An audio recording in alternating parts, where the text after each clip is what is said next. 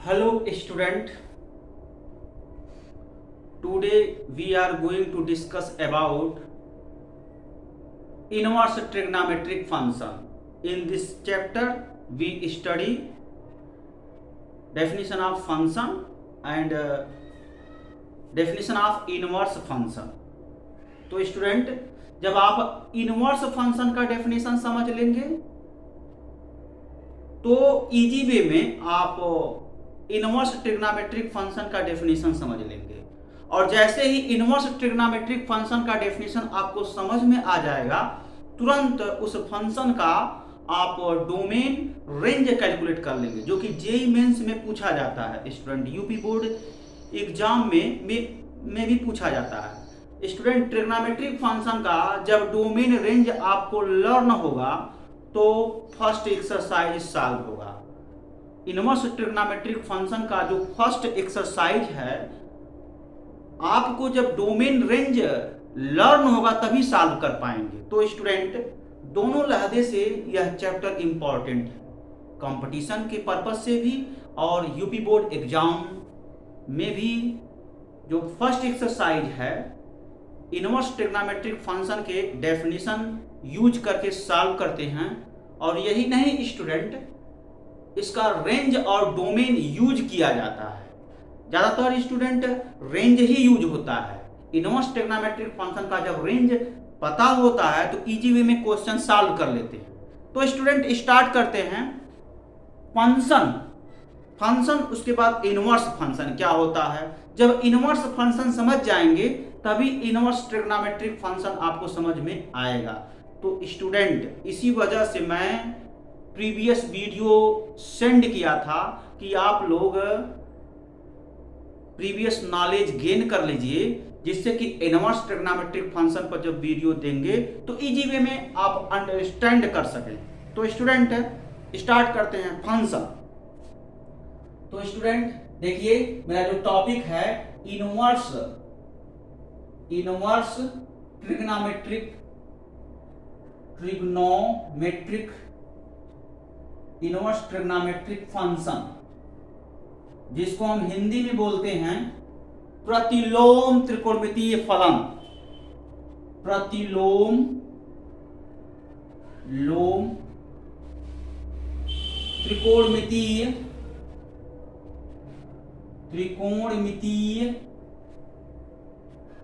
फलन। यही बड़ा ही इंपॉर्टेंट ये टॉपिक है कंपटीशन के पर्पज से, या यूपी बोर्ड एग्जाम में भी इस चैप्टर से क्वेश्चन पूछे जाते हैं। इसके जो फर्स्ट एक्सरसाइज है इनवर्स ट्रिग्नोमेट्रिक फंक्शन के डेफिनेशन और रेंज का यूज करके सॉल्व होता है। मैक्सिमम स्टूडेंट मैं क्लास में क्वेश्चन करवाया हूं। एक तरह से देखा जाए तो ये रिवीजन ही है, रिवीजन का पार्ट है। तो स्टूडेंट थोड़ा सा स्टैंडर्ड में समझाने का प्रयास करूंगा उस लेवल से। अगर आप सीख जाएंगे तो कंपटीशन में जो क्वेश्चन यहां से बनते हैं वो भी आप कर ले जाएंगे, ठीक है। तो स्टूडेंट स्टार्ट करते हैं इनवर्स ट्रिग्नोमेट्रिक फंक्शन। तो स्टूडेंट आपको 2-3 टर्म समझने हैं, जैसे इनवर्स समझने हैं और एक फंक्शन समझने हैं, ठीक है स्टूडेंट। फंक्शन समझने हैं तो सबसे पहले आपको ये अंडरस्टैंड करना है कि फंक्शन का जब इनवर्स कैलकुलेट करते हैं तो इनवर्स फंक्शन होता है। Inverse function is also real function. जो फंक्शन का इनवर्स होता है स्टूडेंट, वह आल्सो रियल फंक्शन ही होता है, ठीक है। इस तरीके से हम ट्रीट कर सकते हैं, जो इनवर्स फंक्शन है is also function. Inverse function वो फंक्शन होता है। Clear student. अब देखिए फंक्शन का डेफिनेशन मैं आपको थोड़ा सा याद दिलाना चाहूंगा कि फंक्शन जिसको हम फलन बोलते हैं, फलन का डेफिनेशन क्या होता है, इसको आप समझिए स्टूडेंट। 2 नॉन एम्प्टी सेट्स होते हैं।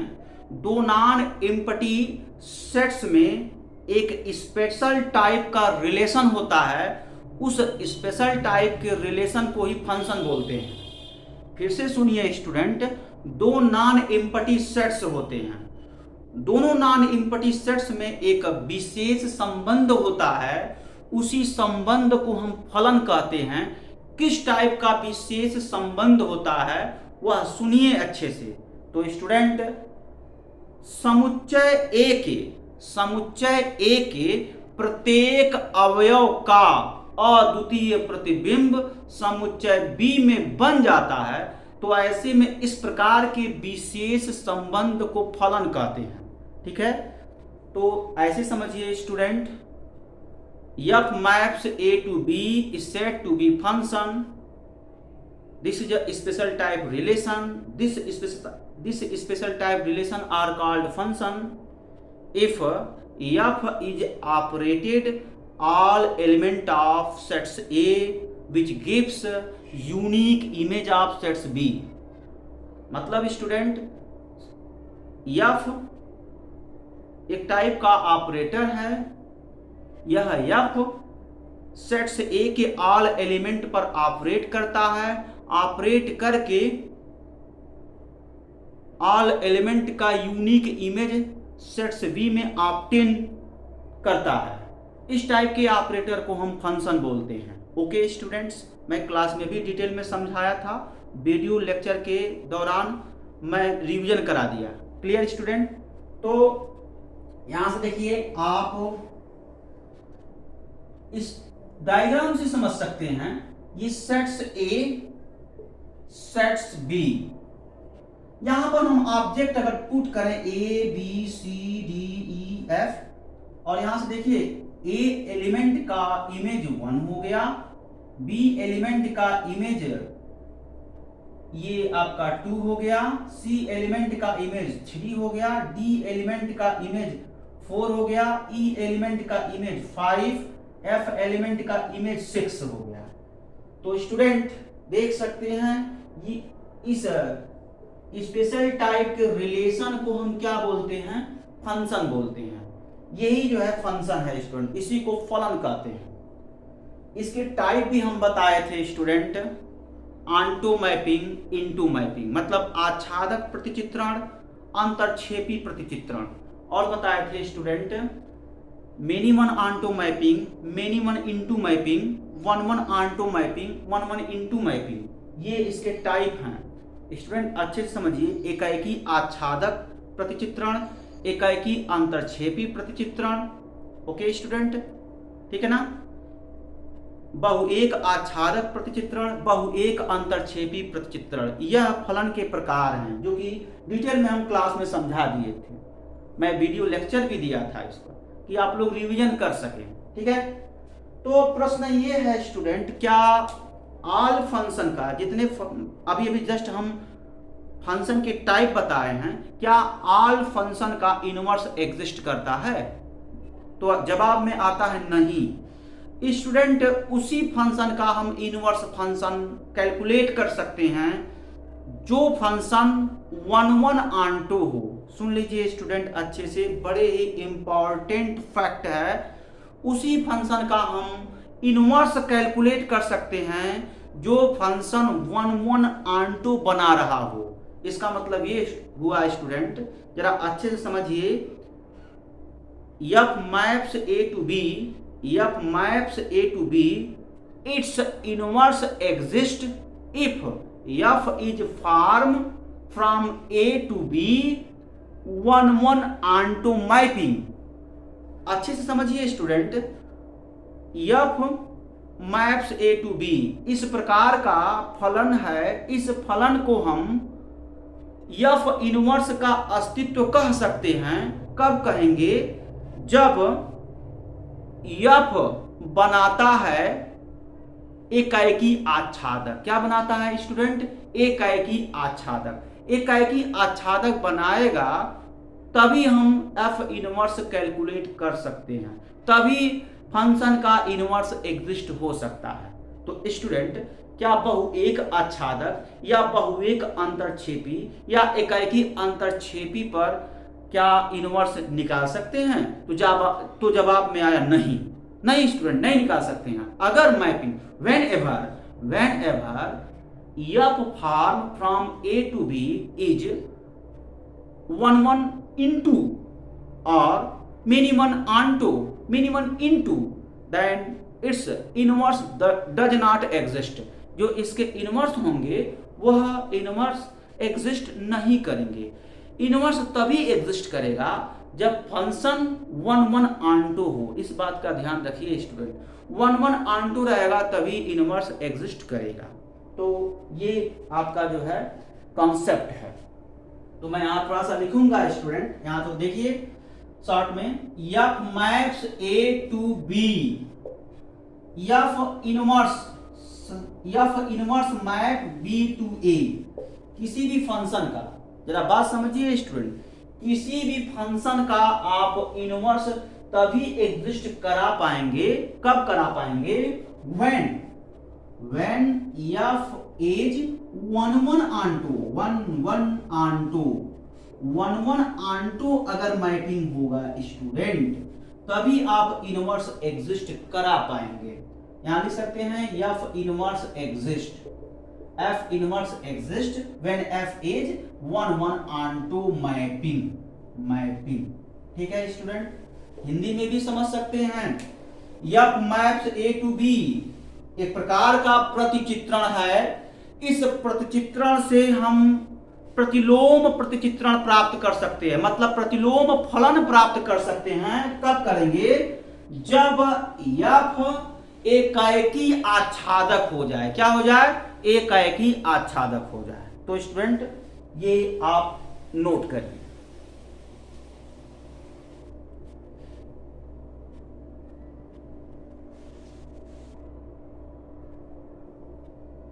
तो स्टूडेंट एक क्वेश्चन सॉल्व करते हैं। Sine inverse, this is a inverse trigonometric function. ये कैसे इनवर्स ट्रिग्नोमेट्रिक फंक्शन कैसे एग्जिस्ट करता है, अगर ये एग्जिस्ट किया तो इसके डोमेन रेंज कैसे कैलकुलेट करते हैं, वेरी इंपॉर्टेंट है स्टूडेंट। ये जेईई मेंस में पूछा, यहां से क्वेश्चन जाता है। और आपके यूपी बोर्ड एग्जाम में जो फर्स्ट एक्सरसाइज है, अगर डोमेन रेंज आपको लर्न है तो सॉल्व कर ले जाएंगे। ओके स्टूडेंट, तो सबसे पहले हम एक फंक्शन का डोमेन रेंज कैलकुलेट कराते हैं, बाकी हम एक चार्ट से समझा देंगे, आप उसको लर्न कर लीजिएगा। जब लर्न रहेगा स्टूडेंट तो आसानी से क्वेश्चन सॉल्व हो जाएंगे, रिलेटेड क्वेश्चन। ओके स्टूडेंट, तो यहां पर मैं स्टार्ट करता हूं क्वेश्चन के जरिए। Find out domain and range of inverse trigonometric function, inverse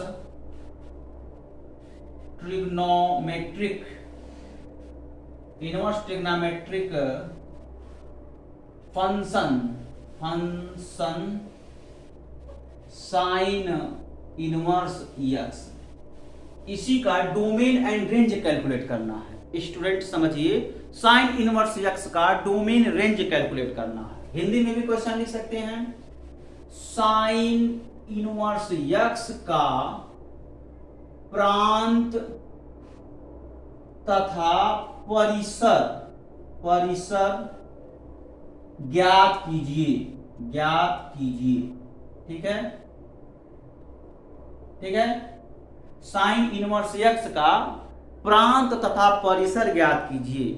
तो अगर साइन इनवर्स x का प्रांत और परिसर ज्ञात कर ले रहे हैं, मतलब साइन इनवर्स x का डोमेन रेंज कैलकुलेट कर ले रहे हैं, तो सिमिलरली हम cos inverse x, tan inverse x, sec inverse x, cosec inverse x, cot inverse x का हम डोमेन रेंज कैलकुलेट कर सकते हैं, मतलब प्रांत, सहप्रांत और परिसर कैलकुलेट कर सकते हैं। ओके स्टूडेंट, तो चलिए कैलकुलेट किया जाए।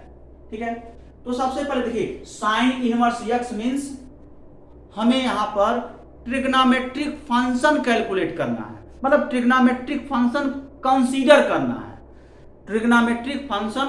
करना है। और उसका हम क्या करेंगे, एंगल पर ऑपरेट कर लेंगे। एंगल पर ऑपरेट करके हम इमेज ऑब्टेन करेंगे और देखेंगे किस टाइप का फंक्शन है। अगर वो मेनी वन फंक्शन है तो रिस्ट्रिक्ट करके 1 ऑन 2 में कन्वर्ट करके तब उसका इनवर्स लिखने का प्रयास करेंगे। ओके स्टूडेंट, चलिए काम किया जाए।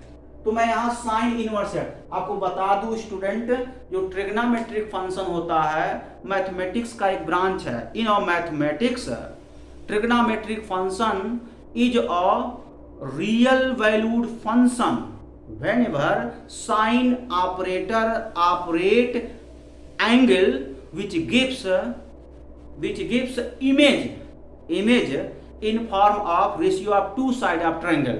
मतलब स्टूडेंट, जो त्रिकोणमितीय फलन होता है एक प्रकार का वास्तविक फलन ही होता है जब साइन ऑपरेटर समकोण त्रिभुज के किसी कोण पर ऑपरेट होता है, उस कोण का प्रतिबिंब त्रिभुज के दो भुजा के रेशियो में बना देता है। ठीक है, तो एक प्रकार का ये फलन ही हुआ। ओके स्टूडेंट, तो मैं यहां पर लिखता हूं। चलिए, तो इस तरीके से देखिए, यहां पर ये मैं लिखा, ये आपका समुच्चय ए है, मींस सेट्स ए है, और ये आपका क्या होगा स्टूडेंट, ये सेट्स बी है।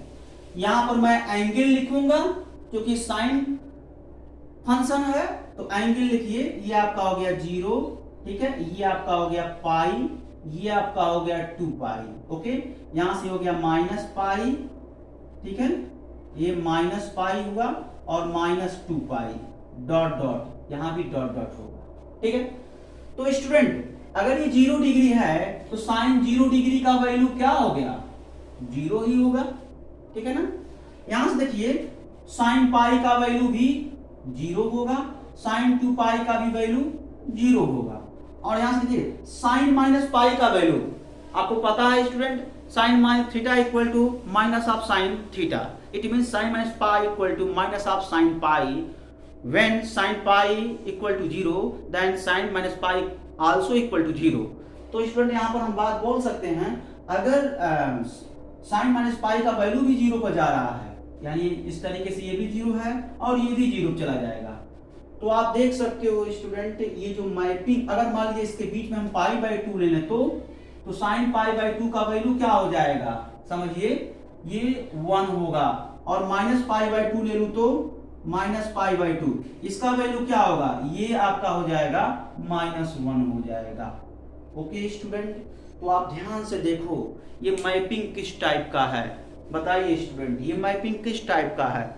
तो जब आप ऑब्जर्वेशन करेंगे तो पाएंगे ये मैपिंग मेनी वन ऑनटू है। क्या है स्टूडेंट, मेनी वन ऑनटू है।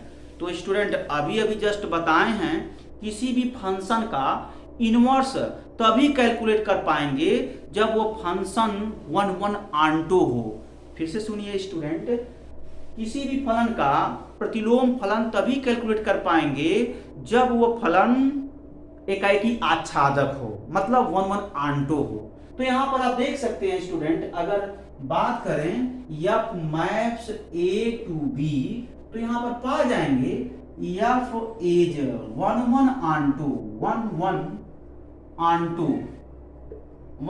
Onto from A to B, या लिख सकते हैं हिंदी में भी फलन एफ एकाएकी आच्छादक, एकाएकी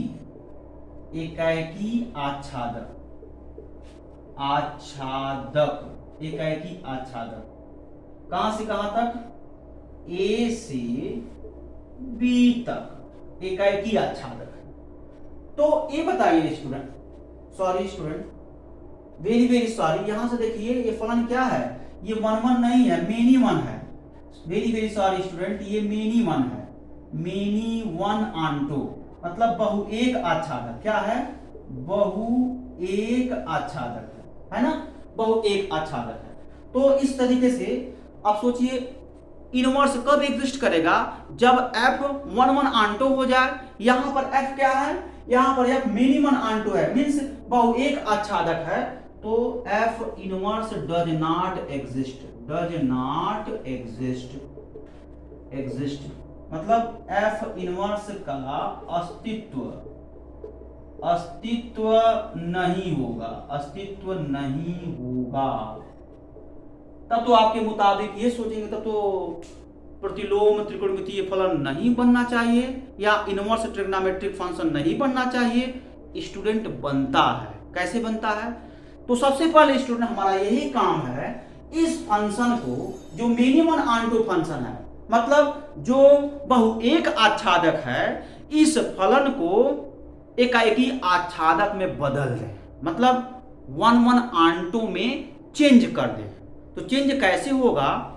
चेंज हम रिस्ट्रिक्शन लगा देंगे। क्या लगा देंगे स्टूडेंट? रिस्ट्रिक्शन लगा देंगे। जैसे ही हम रिस्ट्रिक्शन लगा देंगे, तुरंत ये जो फंक्शन है वन वन आंटो में बदल जाएगा, और जैसे ही बदलेगा तुरंत हम वहां से थियरी डेवलप कर लेंगे। ओके स्टूडेंट, तो यहां तक पहले नोट कर लीजिए।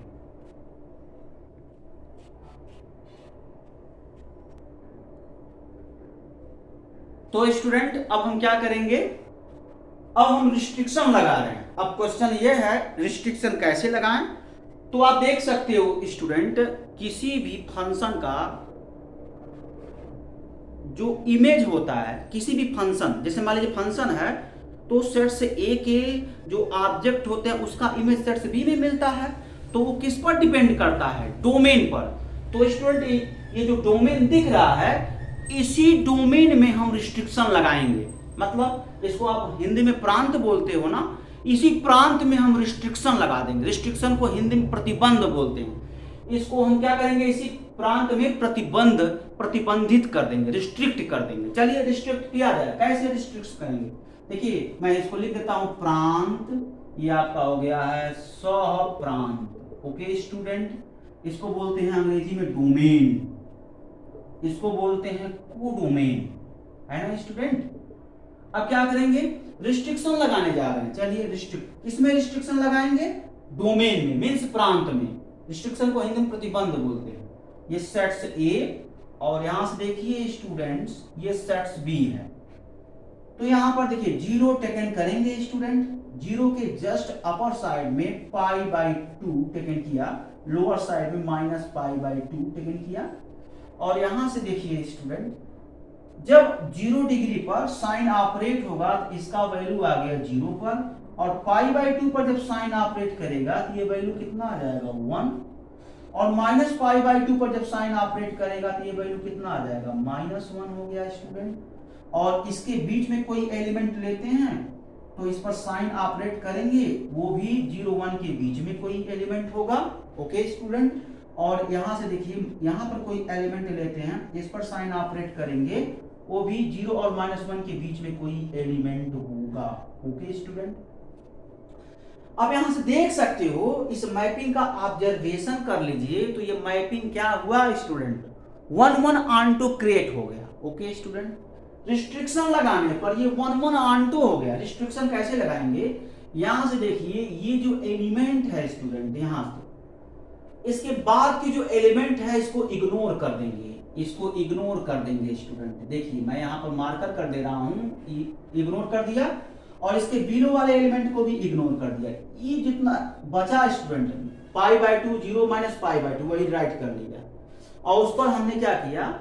साइन फंक्शन ऑपरेट कर लिया। तो तुरंत देखिए ये जो न्यू फंक्शन क्रिएट हो रहा है रिस्ट्रिक्शन के दौरान, ये जो फंक्शन है 1 1 ऑन्टो है। अब इस फंक्शन का स्टूडेंट इनवर्स एग्जिस्ट कर जाएगा। ठीक है ना?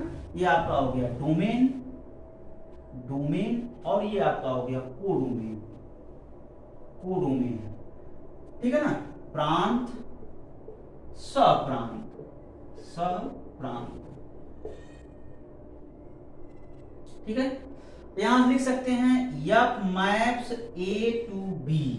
ठीक है, किस टाइप का मैपिंग है?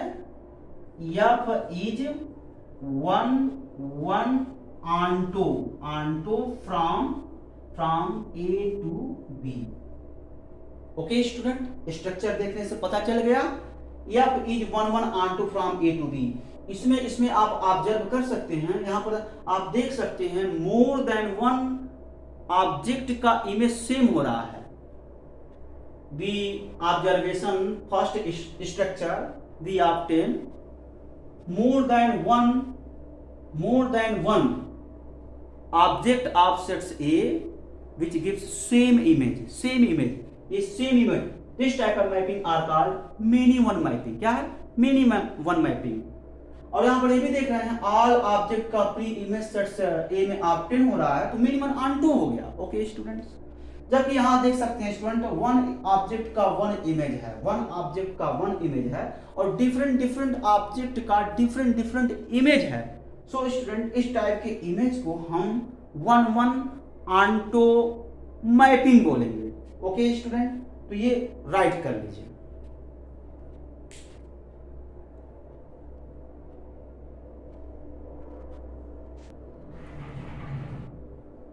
तो स्टूडेंट अब हम आगे बढ़ते हैं। इस मैपिंग का इनवर्स की बात करते हैं तो डोमेन कोडोमेन चेंज हो जाता है। एफ इनवर्स अब यहां लिख सकते हैं which imply F inverse is exist. F inverse exist करेगा, इट मींस एफ इनवर्स का अस्तित्व होगा। हिंदी में देखो मैं बोल रहा हूं स्टूडेंट, एफ इनवर्स का अस्तित्व होगा। ठीक है, अगर एफ इनवर्स का अस्तित्व होगा, जब एफ इनवर्स का जब मैपिंग क्रिएट करेंगे तो जो डोमेन है वो कोडोमेन में चेंज हो जाएगा और जो कोडोमेन है वो डोमेन में चेंज हो जाएगा। It means student f inverse B to A, this type of mapping, this type of mapping, this type of mapping are called inverse mapping, inverse mapping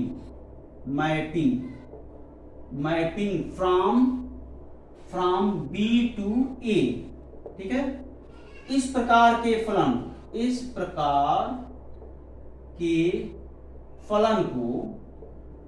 को प्रतिलोम फलन कहते हैं, प्रतिलोम फलन कहते हैं, फलन कहते हैं बी से ए के बीच, बी से ए के बीच। ओके स्टूडेंट, ठीक है ना। अब देख सकते हैं बहुत ही आसान है स्टूडेंट, अब ये चेंज हो जाएगा तो ये वाला यानी जो बी है वो डोमेन हो गया। लिख सकते हैं domain of sine inverse. Yes, मैं बताया था ना, जो कोडोमेन है वो डोमेन हो गया। इनवर्स का मतलब यही होता है, जो कोडोमेन है वो डोमेन में चेंज हो जाए। तो स्टूडेंट ये डोमेन हो गया, यानी लिख सकते हैं -1 से 1, -1 से 1, ये आपका है डोमेन। ठीक है, अब कह सकते हैं codomain of sine inverse x. देख सकते हैं लेफ्ट साइड वाला क्या हो जाएगा, कोडोमेन हो जाएगा। तो ये कोडोमेन का कॉन्सेप्ट है, -π/2 to π/2। ओके स्टूडेंट्स, अब यहां पर देख सकते हो स्टूडेंट ऑल एलिमेंट का प्री इमेज सेट्स बी की अगर बात करें, ऑल एलिमेंट का प्री इमेज सेट्स ए में ऑब्टेन हो रहा है। अगर हम इनवर्स फंक्शन की बात करें तो इनवर्स फंक्शन में भी सेट्स ए के ऑल एलिमेंट का प्री इमेज सेट्स बी में ऑब्टेन हो रहा है। It means student range of sine inverse x ये कितना हो जाएगा, कोडोमेन के ही इक्वल, -π/2 to π/2। ओके, ठीक है ना। तो राइट हो गया। इस तरीके से आप देख सकते हो, ये ऑब्टेन हम कर लिए। अब इसी चीज को मैं हिंदी में लिख देता हूं, साइन इनवर्स एक्स का प्रांत साइन इनवर्स एक्स का सहप्रांत। Okay student, sine inverse X का परिसर। तो देखिए ये -1 से 1 हो गया और सहप्रांत -π/2, π/2 हुआ और इसके साथ परिसर -π/2 to π/2। ओके स्टूडेंट, कंप्लीट हो गया। तो देखो स्टूडेंट, जो परिसर होता है यह मुख्य वैल्यू होता है, व्यापक वैल्यू क्यों नहीं। जैसे देखो, जो वैल्यू लिया गया, अगर इसका ग्राफ प्लॉट करें एंगल से, यहां से मैं थोड़ा सा समझाऊंगा।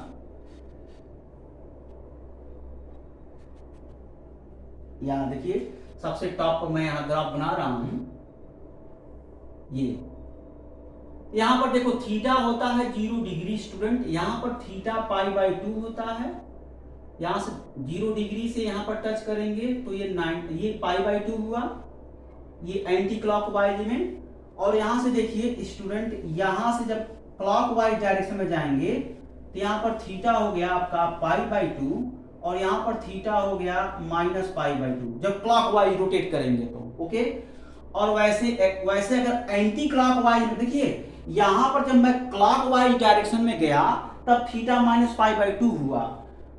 और बात करते हैं स्टूडेंट, अगर क्लॉकवाइज डायरेक्शन में रोटेट न करके एंटी क्लॉकवाइज डायरेक्शन में रोटेट करें, इट मींस स्टूडेंट यहां रोटेट किया मैंने एंटी क्लॉकवाइज में, ये हो गया π/2, फिर रोटेट किया तो ये आपका हो जाएगा पाई, अगेन रोटेट किया, ये हो जाएगा थीटा इक्वल टू 3π/2।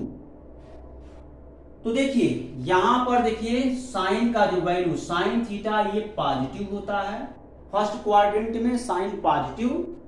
और स्टूडेंट फोर्थ क्वाड्रेंट में भी साइन नेगेटिव होता है। ओके स्टूडेंट, तो वही कहा गया है फर्स्ट क्वाड्रेंट और फोर्थ क्वाड्रेंट जब लिया गया है तो -π/2 से π/2 लिया गया है। ओके, और जब स्टूडेंट π/2, जरा बात समझिए, थीटा इक्वल टू π/2 और थीटा इक्वल टू 3π/2 ले लें तो इसमें भी साइन का वैल्यू क्या होगा, पॉजिटिव होगा, और यहां साइन का वैल्यू क्या होगा, नेगेटिव होगा। ओके, यहां पर tan पॉजिटिव होता है।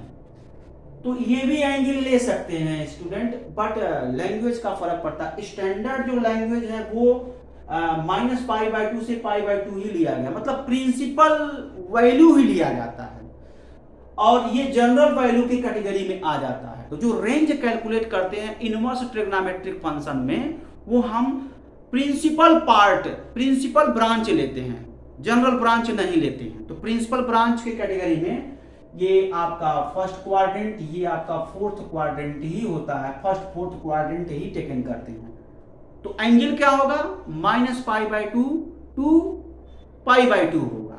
इसी वजह से जो साइन इनवर्स x का जो रेंज होता है वह क्लोज्ड इंटरवल -π/2 π/2 होता है। ठीक है स्टूडेंट, तो स्टूडेंट इसको नोट करिए। अभी थोड़ी देर में ऑल इनवर्स ट्रिग्नोमेट्रिक फंक्शन का कोडोमेन राइट करते हैं, उसका चार्ट बना देंगे।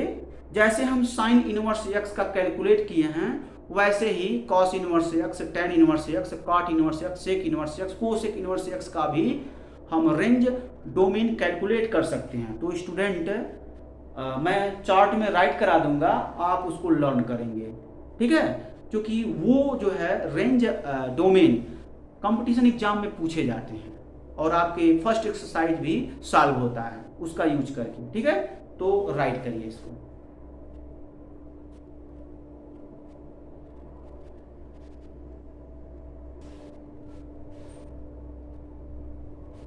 तो स्टूडेंट्स आप देख सकते हैं मैंने ऑल ट्रिग्नोमेट्रिक फंक्शन का डोमेन रेंज राइट कर दिया, मतलब परिसर और प्रांत का एक चार्ट बना लिया। ठीक है ना स्टूडेंट, एक चार्ट के जरिए मैं समझाने का प्रयास कर रहा हूं, आप समझ जाइए। जैसे कि स्टूडेंट साइन इनवर्स x का डोमेन रेंज कैलकुलेट किए हैं, और सिमिलरली हम कहे हैं student other 5 inverse trigonometric function का डोमेन रेंज कैलकुलेट कर लेंगे। ओके स्टूडेंट, यहां से लर्न करने का टेक्निक मैं बता रहा हूं, आप 3 का रेंज कैलकुलेट कर लीजिए। जैसे देखिए यहां पर देखिए मैं रिमार्क कर रहा हूं, अगर इस 3 का डोमेन रेंज आप लर्न कर ले रहे हैं स्टूडेंट, बाकी के 3 जो है आप 10 हो जाएगा, आप देख सकते हो। जैसे ये लर्न कर लीजिए, ये लर्न कर लीजिए, ये लर्न कर लीजिए, बाकी 3 कैलकुलेट हो जाएगा। जैसे देखिए कॉट इनवर्स x की बात करते हैं स्टूडेंट, तो कॉट इनवर्स x की जब बात करेंगे तो यहां से देखिए कॉट जीरो की वैल्यू इनफाइनाइट होता है और कॉट पाई की वैल्यू इनफाइनाइट होता है। तो इस इंटरवल ओपन कर देंगे तो ये कॉट का रेंज कैलकुलेट हो जाएगा। ओके, ये कॉट का रेंज कैलकुलेट हो गया। ठीक है ना स्टूडेंट। अब यहां से देखिए सेक इनवर्स एक्स की बात करते हैं तो सेक इनवर्स किसका रेसिप्रोकल होता है? कॉस इनवर्स एक्स का रेसिप्रोकल होता है। तो यहां से देखिए जीरो और पाई की बात करते हैं तो जीरो पाई की बात करते हैं तो जीरो पाई को यहां से इसमें पाई बाई टू आता है तो pi by two sec pi by two infinite होता है, इस वजह से यहां माइनस कर दिया है स्टूडेंट। ठीक है, ओके स्टूडेंट। अब यहां से देखिए कोसेक इनवर्स एक्स की बात करते हैं। कोसेक इनवर्स रेसिप्रोकल होता है साइन इनवर्स एक्स का। तो यहां आप देख सकते हैं इसके बीच में जीरो आएगा, साइन जीरो का वैल्यू जीरो होता है, बट स्टूडेंट कोसेक जीरो की वैल्यू इनफाइनाइट होता है, इसलिए इसको रिमूव कर देंगे। ओके, तो इस तरीके से हम रेंज लर्न कर लेंगे और पता है स्टूडेंट डोमेन और आसान है कैलकुलेट करना। आपको समझना है जो साइन इनवर्स एक्स का डोमेन है सिमिलरली कॉस इनवर्स एक्स का डोमेन होता है। चेंजिंग आपका टेन इनवर्स एक्स में होता है। मैं आपको बता दूं स्टूडेंट टेन का जब बात करते हैं डोमेन में ना तो ये माइनस इनफाइनाइट से प्लस इनफाइनाइट जाता है। ठीक है, और इसका जो रेंज होता है minus pi by two comma pi by two होता है। तो जो डोमेन होता है स्टूडेंट ना मतलब टेन का जो मैक्सिमम वैल्यू लार्जेस्ट इनफाइनाइट होता है और मिनिमम माइनस इनफाइनाइट होता है, तो ये आपका डोमेन है। सिमिलरली कॉर्ड का भी ये हो जाएगा। और आपको पता है ये पूरे के पूरे रियल लाइन को कवर कर रहा है, ये भी रियल लाइन को कवर कर रहा है। Okay student. अब इसके बाद सेक इनवर्स की बात करते हैं। सेक इनवर्स किसका रेसिप्रोकल होता है? कॉस का रेसिप्रोकल होता है ना। कॉस देखिए यहां देख सकते हैं sec x equal to 1 by cos x. ठीक है, अब देखिए अब इसके बीच में कोई भी नंबर हम लेते हैं 1 और -1, कोई भी नंबर लेते हैं 1 और -1 के बीच में 1 और -1 कोई नंबर लीजिए। आपको पता है ना कॉस का जो मैक्सिमम वैल्यू होता है वह +1 होता है, मिनिमम -1 होता है। पता है ना स्टूडेंट, मैक्सिमम वैल्यू +1 मिनिमम -1 होता है। तो अगर हम 1 और -1 के बीच कोई नंबर यहां राइट कर दें तो देख सकते हैं सेक एक्स का देखिए सेक एक्स इक्वल टू 1 अपान 0.5। तो इसको सॉल्व कीजिए सेक एक्स इक्वल टू ये हो गया 5/10, it means 1 upon 1 upon 2 means 2 हो गया। तो स्टूडेंट मैं आपको बताना चाहता हूं cos x का जो मिनिमम वैल्यू होता है वह -1 और मैक्सिमम वैल्यू +1। सिमिलरली सेक x का भी मिनिमम वैल्यू -1 और मैक्सिमम वैल्यू +1 होता है। तो यहाँ पर आप देख सकते हैं जब हम वैल्यू 1 और -1 के बीच में जब यहाँ राइट कर रहे हैं तो सेक x का वैल्यू 2 हो रहा है, जबकि मैक्सिमम वैल्यू 1 ही होना चाहिए। इसी वजह से ये जो है इस इंटरवल को रियल लाइन से रिमूव कर दिया गया है। सिमिलरली यहां भी हम रिमूव कर देंगे। ओके स्टूडेंट, तो इतना आपको चार्ट लर्न कर लेना है कंपटीशन के पॉइंट ऑफ व्यू के जरिए। जब आप लर्न करेंगे तो मुझे विश्वास है आप कंपटीशन में सक्सेस होंगे और यूपी बोर्ड एग्जाम में भी सक्सेस होंगे। ठीक है student, okay, thank you so much. तो स्टूडेंट नेक्स्ट लेक्चर में हम कुछ इनवर्स ट्रिग्नोमेट्रिक फंक्शन के क्वेश्चन सॉल्व करेंगे। ठीक है ना। Okay student, thank you.